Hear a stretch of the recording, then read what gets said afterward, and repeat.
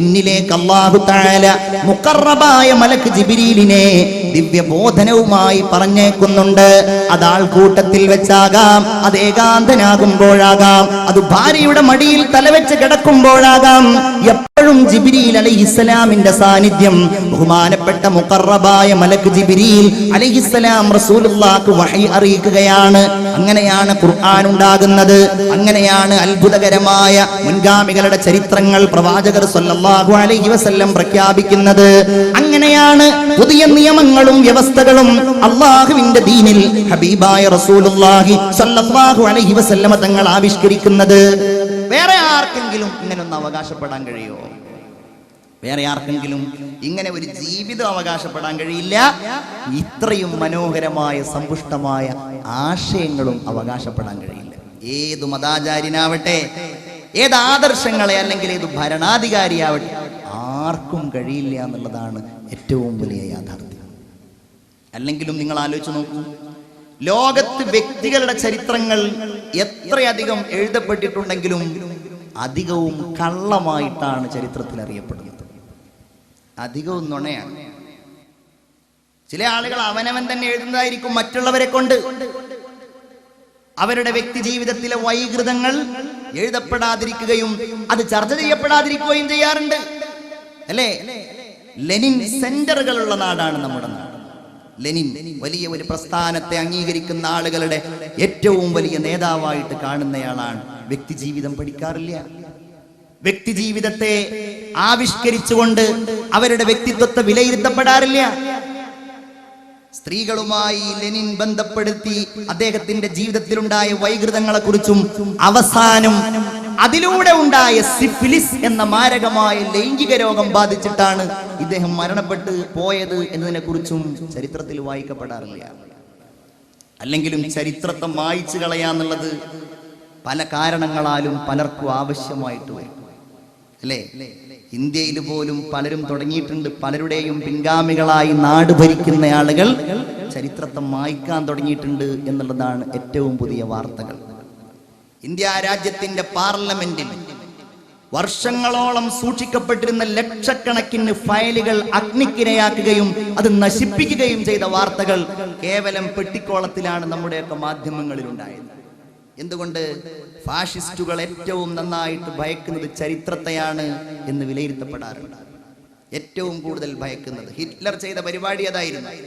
ചരിത്രത്തെ ഓർക്കാതിരിക്കാൻ ഹിറ്റ്ലർ എന്നല്ല, ലോകത്തെ ഏതൊക്കെ ഭരണാധികാരികളുണ്ടോ ഇസ്ലാമിക ഖിലാഫത്തിനെ തകർത്തപ്പോൾ കമാൽ അത്താതുർക്ക് ആദ്യമായിട്ട് ചെയ്തതും ചരിത്രത്തെ അങ്ങ് ഇല്ലാതാക്കുക, ചരിത്രത്തെ ഇല്ലാതാക്കുക, ചിഹ്നങ്ങളെ നശിപ്പിക്കുക, അത് മായ്ച്ചു കളയുക, പുതിയ തലമുറക്ക് ഓർമ്മകളില്ലാതിരിക്കുക.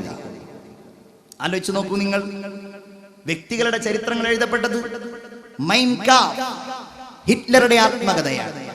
ആത്മകഥ വായിക്കുകയും അത് വിലയിരുത്തുകയും ചെയ്യുന്ന നാസിസത്തെ ചരിത്രത്തിന്റെ ഏറ്റവും നന്നായിട്ട് അവതരിപ്പിക്കുന്ന ആളുകൾ ഹിറ്റ്ലറെ കുറിച്ച് പറയുന്നത് കേട്ടാൽ ആരും ചിരിച്ചു പോകും. ഹിറ്റ്ലർ ഏറ്റവും വലിയ മനുഷ്യ സ്നേഹിയാണെന്നാണ് പറയുന്നത്.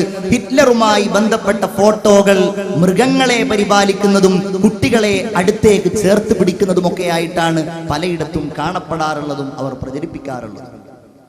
ചരിത്രകാരന്മാർ ഹിറ്റ്ലറെ വിശേഷിപ്പിച്ചത് എങ്ങനെയാണ്? മനുഷ്യരുടെ പല്ലുകൾ കൊണ്ട് ഉടുക്കുണ്ടാക്കാം എന്ന് പഠിപ്പിച്ചു. അതിശയോക്തി കലർത്തിയിട്ട് പറയല്ല, അത് മനുഷ്യരുടെ തലയോട്ടിൽ നിങ്ങൾക്ക് പാത്രമായിട്ട് ഉപയോഗിക്കാമെന്നും അത് പൂപാത്രമായിട്ട് നിങ്ങൾക്ക് ഉപയോഗിക്കാമെന്നും മനുഷ്യന്റെ തൊലികൾക്കടിയിൽ നിന്ന് നിങ്ങൾക്ക് ഏറ്റവും മേന്മയേറിയ കൊഴുപ്പുണ്ടാക്കാമെന്നും കുത്തകകളെ പഠിപ്പിച്ച ആളായിരുന്നു എത്ര ഹിറ്റ്ലർ.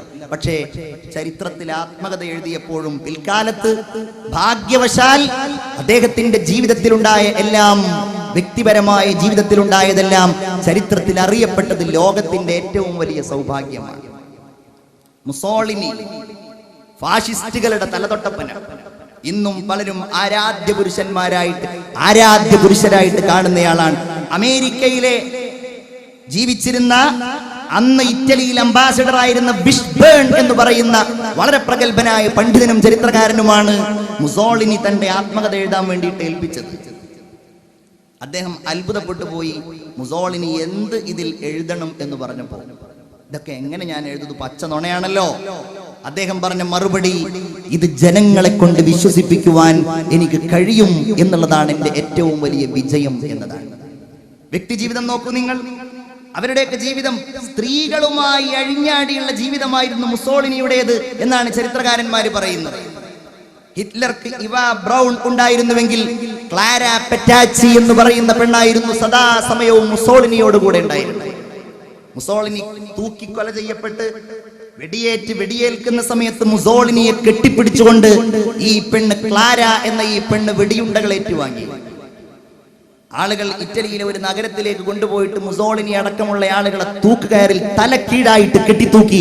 ആ ഫോട്ടോ നിങ്ങൾ എവിടെയെങ്കിലും കാണാൻ കഴിയുന്നുണ്ടെങ്കിൽ മുസോളിനിയുടെ തൊട്ടിപ്പുറത്ത് കാണാം ഈ പെണ്ണിന്റെ ശരീരം തൂക്കിയിട്ടിരിക്കുന്നു. ഇങ്ങനെ വ്യക്തികളുടെ ജീവിതങ്ങൾ എല്ലാം ഇങ്ങനെ കുഴഞ്ഞു മറിഞ്ഞതും, എന്താണ് അതിന്റെ ആശയം, എന്ത് നന്മയാണ് നമുക്കതിൽ നിന്ന് പഠിക്കാൻ കഴിയുന്നത് എന്ന് നമുക്ക് ചിന്തിക്കുവാൻ കഴിയാത്തതുമാണ്.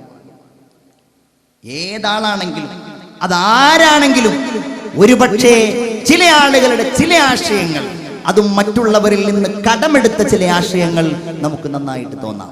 ആ ആശയങ്ങൾ പോലും അവരുടെ ജീവിതത്തിൽ പ്രാവർത്തികമാക്കുന്നത് നമുക്ക് കാണുവാൻ കഴിയാറില്ല.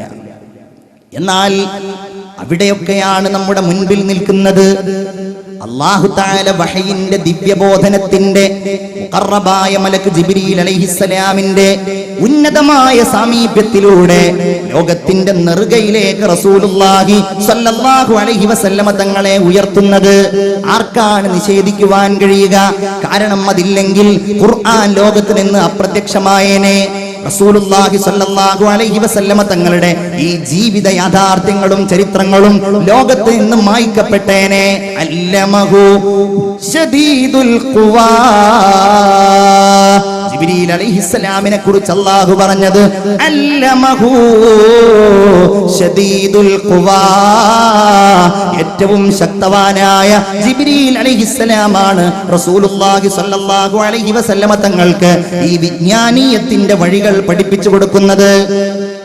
അല്ലാഹു തആല സത്യം ചെയ്തു പറഞ്ഞതാണ്, വസ്സുബ്ഹി ഇദാ തനഫസ് വല്ലൈലി ഇദാ അസ്അസ് വസ്സുബ്ഹി ഇദാ തനഫസ് ഇന്നഹു ലഖൗലു റസൂലിൻ കരീം ذي قوة عند ذي العرش مكين.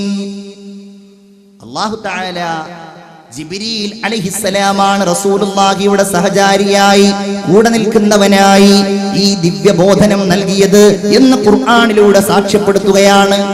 റസൂലിന്റെ ഏറ്റവും വലിയ അത്ഭുതമായി സവിശേഷതയായി നമ്മൾ അറിയേണ്ടതും പഠിക്കേണ്ടതും ഈ വഹയുമായിട്ട് ബന്ധപ്പെട്ട ജ്ഞാനങ്ങളാണ് എന്നാണ് ഞാൻ പറഞ്ഞതിന്റെ ചുരുക്കം. ആയിഷ റളിയല്ലാഹു അൻഹ പറയുന്നു, കാന യൻസിലു അലൈഹിൽ വഹയു ഫിൽ യൗമിൽ ശദീദിൽ ബർദി. നല്ല തണുപ്പുള്ള രാവിൽ റസൂലുള്ളാഹി സ്വല്ലല്ലാഹു അലൈഹി വസല്ലമ തങ്ങൾക്ക് വഹയി ഇറങ്ങുമ്പോഴും വഹയിന്റെ ഭാരത്താൽ നബിയുടെ നെറ്റിത്തടത്തിൽ വിയർപ്പ് പൊടിയാറുണ്ടായിരുന്നു. എന്തൊരു അത്ഭുതമാണല്ലേ! അവരിങ്ങനെ കാണുകയാണല്ലോ, അവരിങ്ങനെ അറിയുകയാണല്ലോ. ഉമർ റളിയല്ലാഹു അൻഹു പറയുന്നുണ്ട്, റസൂലുള്ള മദീന പള്ളിയിൽ ഇരിക്കുമ്പോൾ സല്ലല്ലാഹു അലൈഹി വസല്ലം അവിടുത്തെ അരികിൽ നിന്ന് തേനീച്ച മുരളുന്നത് പോലെ ഒരു സീൽക്കാരം ഞങ്ങൾ കേൾക്കാറുണ്ട്. ഞങ്ങൾക്കറിയാൻ കഴിയും നബിക്ക് വഹി ഇറങ്ങുകയാണ്. അത് കഴിഞ്ഞാൽ എന്താണോ അവിടുത്തേക്ക് പുതുതായി അവതീർണമായത് അത് ഞങ്ങളുടെ മുമ്പിൽ എഴുന്നേറ്റ് നിന്നുകൊണ്ട് അള്ളാഹുവിന്റെ ഹബീബ് അവതരിപ്പിക്കുമായിരുന്നു.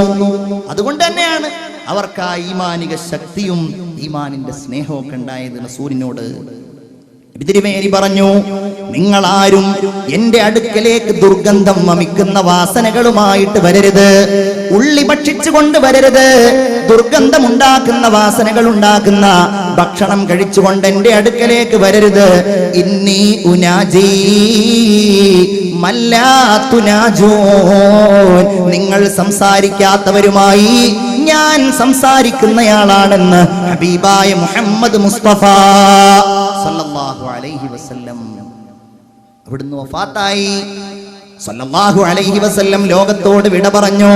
അബൂബക്കറും ഉമറും തീരുമാനിച്ചു റളിയല്ലാഹു അൻഹുമാ, നമുക്ക് നമ്മുടെ റസൂലിന്റെ മുല കുടിച്ച, റസൂലിന്റെ മുല കൊടുത്ത ഉമ്മു ഐമനെ പോയിട്ടൊന്ന് കണ്ടാലോ. അവർ ഉമ്മു ഐമന്റെ അടുക്കൽ പോയി.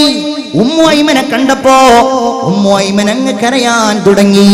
ഉമ്മു ഐമന്റെ കണ്ണുകൾ നിറഞ്ഞൊഴുകാൻ തുടങ്ങി. യാ ഉമ്മാ, നിങ്ങൾ എന്തിനാണ് കരയുന്നതെന്ന് ചോദിച്ചു രണ്ടുപേരും. നബി തിരുമേനി വലിയ ലോകത്തേക്ക് പോയിരിക്കുകയല്ലേ, നിങ്ങൾ എന്തിനാണ് ഇങ്ങനെ കരയുന്നത്?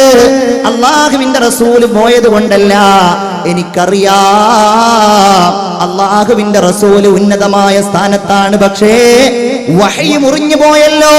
ഇനി നമ്മുടെ ഇടയിലേക്ക് ജിബ്രീൽ വഹയുമായിട്ട് വരില്ലല്ലോ. ഒരു പ്രശ്നം വന്നാൽ നമ്മൾ നബിയിലേക്ക് അഭയം പ്രാപിച്ചാൽ അള്ളാഹുവിൽ നിന്നുള്ള തീരുമാനം മുഖറബായ മലക്ക് നമ്മിലേക്ക് കൊണ്ടുവരുമായിരുന്നല്ലോ. ഇനി അതുണ്ടാവില്ലല്ലോ. അതുകൊണ്ടാണ് ഞാൻ കരയുന്നതെന്ന് ഉമ്മു ഐമൻ റളിയല്ലാഹു